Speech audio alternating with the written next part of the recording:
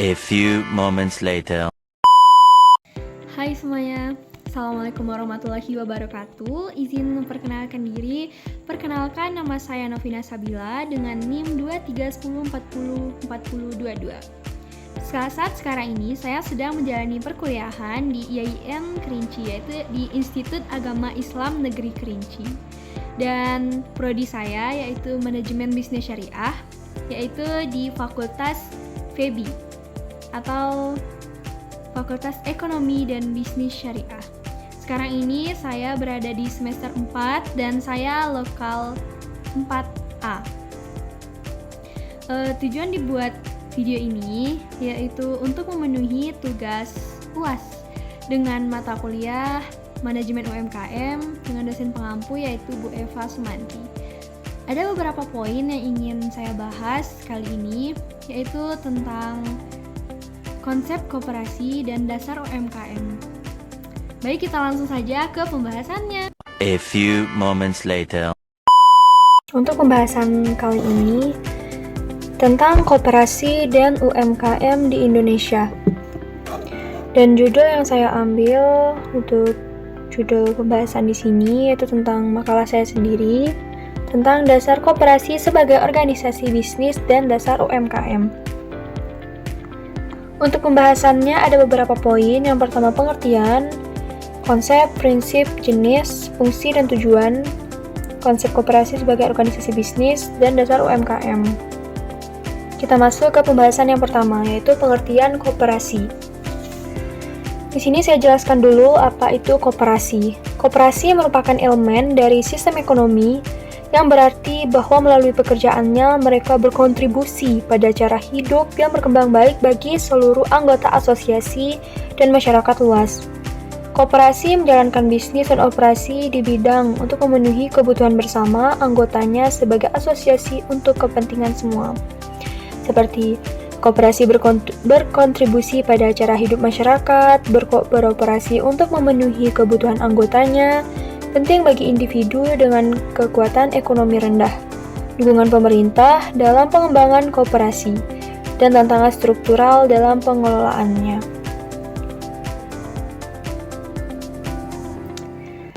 Selanjutnya, konsep koperasi barat, yaitu masuk ke konsep-konsep koperasi. Yang pertama yaitu konsep koperasi barat. Konsep koperasi barat adalah organisasi swasta yang didirikan secara sukarela oleh sekelompok individu yang memiliki tujuan yang sama dan berusaha untuk menguntungkan semua anggota koperasi. Sumber kepentingan bersama dapat berupa individual atau kelompok. Kepentingan bersama ini biasanya berasal dari keluarga atau kelompok sepupu yang kemudian didorong untuk bergabung untuk mendirikan koperasi. Yaitu seperti koperasi sebagai organisasi swasta yang sukarela, berusaha menguntungkan semua anggota, dan calon anggota tidak dibedakan berdasarkan status. Selanjutnya, konsep yang kedua yaitu konsep koperasi sosialis.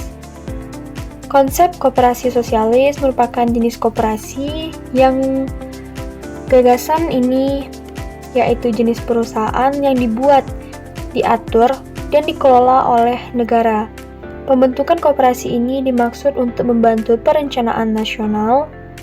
Dalam teori ini, koperasi dipandang sebagai bagian dari sistem sosialis yang membantu sistem sosialis komunis mencapai tujuannya daripada berfungsi secara mandiri.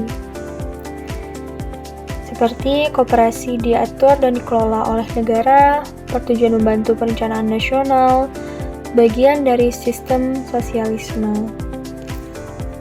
Yang ketiga, konsep negara berkembang. Koperasi di Indonesia tumbuh dengan intervensi pemerintah, meningkatkan kondisi sosial ekonomi nasional, berbeda dengan gagasan koperasi sosialis. Salah satu negara yang menggunakan ide membangun negara koperasi adalah Indonesia. Ide ini menyatakan bahwa koperasi telah tumbuh secara mandiri dengan intervensi pemerintah yang berat dalam pembangunan dan arahnya. Namun demikian, gagasan koperasi di negara-negara berkembang berbeda dengan gagasan koperasi di negara-negara sosialis. Sementara tujuan koperasi sosial adalah untuk merasionalisasi faktor-faktor produksi yang sebelumnya berada di bawah kepemilikan swasta dan menempatkannya di bawah kendali masyarakat. Next, yaitu prinsip koperasi. Prinsip koperasi ada beberapa. Yang pertama, keanggotaan sukarela dan terbuka bagi semua. Yang kedua, pengendalian demokratis oleh anggota. Yang ketiga, partisipasi aktif anggota. Yang keempat, otonomi dan kemandirian koperasi. Yang kelima, pendidikan, pelatihan, dan informasi. Yang keenam, kerjasama antar koperasi. Yang ketujuh, kepedulian terhadap masyarakat. Selanjutnya yaitu jenis koperasi. Jenis koperasi ada beberapa. Yang pertama, koperasi simpan pinjam atau KSP. KSP adalah jenis koperasi yang berfokus pada kegiatan simpanan dan pinjaman uang bagi anggota-anggotanya. Tujuannya untuk memperoleh simpanan dari anggota dan menyalurkan kembali dalam bentuk pinjaman. Contoh, koperasi unit desa atau KUD. Selanjutnya, koperasi karyawan, koperasi pondok pesantren. Yang kedua yaitu koperasi produksi. Koperasi produksi adalah jenis koperasi yang fokus pada kegiatan simpanan dan pinjaman uang bagi anggota-anggotanya. Tujuannya untuk memproduksi barang atau menyediakan jasa untuk memenuhi kebutuhan anggota atau masyarakat. Pengadaan bahan baku, proses produksi, pemasaran produk, dan pengelolaan usaha produksi. Contohnya koperasi peternak, koperasi nelayan, dan koperasi industri kecil. Yang ketiga yaitu koperasi konsumsi. Koperasi konsumsi adalah jenis koperasi yang bergerak di bidang penyediaan barang atau jasa untuk memenuhi kebutuhan konsumsi anggotanya. Tujuannya untuk memenuhi kebutuhan konsumsi anggota dengan harga yang lebih terjangkau. Seperti contoh yaitu koperasi konsumsi karyawan, koperasi konsumsi, koperasi toko swalayan. Yang keempat, koperasi jasa. Koperasi jasa adalah jenis koperasi yang fokus pada penyediaan layanan kepada anggotanya, bukan produk fisik. Tujuannya untuk meningkatkan kesejahteraan anggota melalui layanan yang bermanfaat dan terjangkau. Seperti contoh, koperasi angkutan, koperasi kesehatan, dan koperasi pendidikan. Yang kelima, koperasi serba usaha atau KSU. KSU adalah jenis koperasi yang memiliki berbagai kegiatan usaha yang mencakup berbagai sektor ekonomi. Tujuannya untuk melaksanakan kegiatan usaha yang beragam untuk memenuhi kebutuhan anggotanya. Contoh koperasi serba usaha di pedesaan yang menyediakan berbagai layanan, seperti simpan pinjam, toko, dan jasa pertanian. Yang keenam, koperasi primer adalah koperasi yang anggotanya terdiri dari individu-individu atau orang perorangan, bukan badan hukum atau organisasi lainnya, yang berfokus pada satu tujuan usaha atau kegiatan, seperti produksi, konsumsi, atau jasa. Contohnya, koperasi nelayan yang berfokus pada kegiatan penangkapan ikan. Yang ketujuh, koperasi sekunder. Koperasi sekunder adalah koperasi yang anggotanya terdiri dari koperasi primer atau koperasi lainnya, bukan individu perorangan. Melakukan kerjasama antar koperasi primer seperti pengadaan bahan baku, pemasaran produk, dan pengembangan usaha.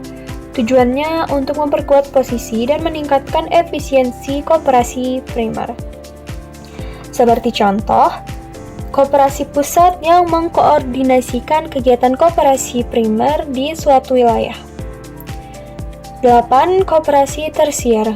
Koperasi tersier adalah jenis koperasi yang anggotanya terdiri dari koperasi sekunder atau badan hukum lainnya, bukan individu atau koperasi primer. Melakukan kerjasama antar koperasi sekunder seperti pengembangan usaha, pembiayaan, dan riset. Tujuannya untuk memperkuat posisi dan meningkatkan efisiensi koperasi sekunder. Seperti contoh, yaitu koperasi nasional yang mengkoordinasikan kegiatan koperasi di tingkat nasional. Selanjutnya, fungsi ekonomi koperasi. Yang pertama, memenuhi kebutuhan anggota. Koperasi menyediakan barang dan jasa yang dibutuhkan anggota dengan harga yang lebih terjangkau. Yang kedua, meningkatkan pendapatan anggota. Koperasi membantu meningkatkan pendapatan anggota melalui berbagai kegiatan usaha seperti produksi, pemasaran, dan juga jasa. Yang ketiga, akses permodalan dengan bunga rendah. Memperkuat ekonomi lokal. Memperkuat ekonomi lokal, itu koperasi mendorong pertumbuhan ekonomi lokal dengan menciptakan lapangan kerja dan meningkatkan daya saing UMKM. Next, fungsi sosial koperasi. Yang pertama, meningkatkan kesejahteraan anggota, membangun kerjasama dan solidaritas, memperkuat modal usaha, dan mendorong kemandirian anggota. Fungsi pendidikan dan pelatihan. Yang pertama, peningkatan keterampilan dan pengetahuan. Koperasi menyediakan pendidikan dan pelatihan bagi anggota untuk meningkatkan pengetahuan dan keterampilannya. Yang kedua, menguatkan demokrasi ekonomi. Koperasi mendorong partisipasi anggota dalam pengambilan keputusan dan pengelolaan koperasi. Yang ketiga, meningkatkan kesadaran ekonomi. Koperasi membangun kesadaran ekonomi dan kewirausahaan di antara anggota. Selanjutnya, tujuan koperasi. Tujuan koperasi ada 5. Yang pertama, meningkatkan kesejahteraan anggota. Yang kedua, memenuhi kebutuhan bersama. Yang ketiga, mengembangkan usaha bersama. Yang keempat, memperkuat ekonomi lokal. Dan yang kelima, membangun masyarakat yang adil dan sejahtera. Next, konsep koperasi sebagai organisasi bisnis. Yang pertama, kepemilikan bersama dan hak suara yang sama. Koperasi dimiliki dan dikendalikan oleh para anggotanya. Setiap anggota memiliki hak suara yang sama dalam pengambilan keputusan. Keuntungan yang diperoleh dibagikan kepada anggota sesuai dengan kontribusi mereka. Yang kedua, asas kekeluargaan dalam kerja sama.